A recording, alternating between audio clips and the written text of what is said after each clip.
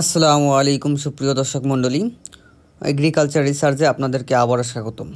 আজকে আমরা যে কীটনাশকটি নিয়ে কথা বলবো সেটি হচ্ছে ডেমিনফিট 50 WEG।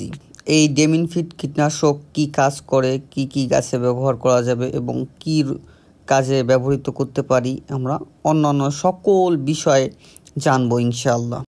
ডেমিনফিট 50 এটি একটি সিনজেন্টার কোম্পানির একটি কীটনাশক। পেঁয়াজের ক্ষেত্রে ব্যবহার করা প্রযোজ্য, এছাড়া অন্যান্য ক্ষেত্রেও ব্যবহার করা যায়।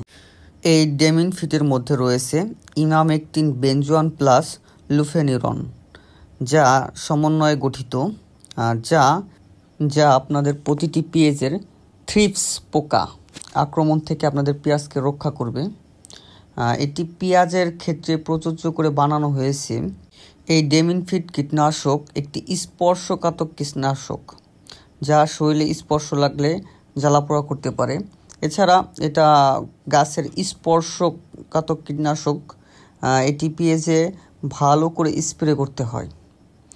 এটি পেঁয়াজের যে থ্রিপস পোকার দমন এবং অন্যান্য পোকা বা ছত্রাকনাশক দমনে কার্যকর ভূমিকা পালন করে।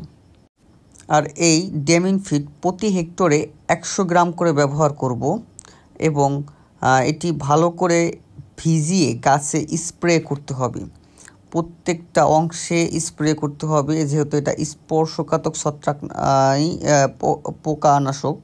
এছাড়াও এটি যেসব ক্ষেতে বীজ উৎপাদন করবেন সেসব ক্ষেত্রে এটি ব্যবহার করবেন না। এটা ব্যবহারের প্রযোজ্য না, এটা ঔষধের গায়ে লিখে দেওয়া আছে। যেহেতু এটি সিনজেন্টার কোম্পানির ঔষধ, এটি একটি ভালো মানের একটি ঔষধ।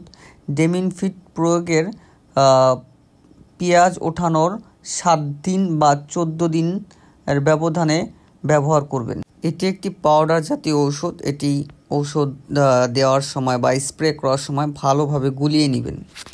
ভালোভাবে গুলিয়ে বা মিশিয়ে না নিলে এটি সমানভাবে পেঁয়াজে ব্যবহার করতে পারবেন না। অবশ্যই আমাদের চ্যানেলটিকে সাবস্ক্রাইব করবেন, আমাদের পাশে থাকবেন। ধন্যবাদ।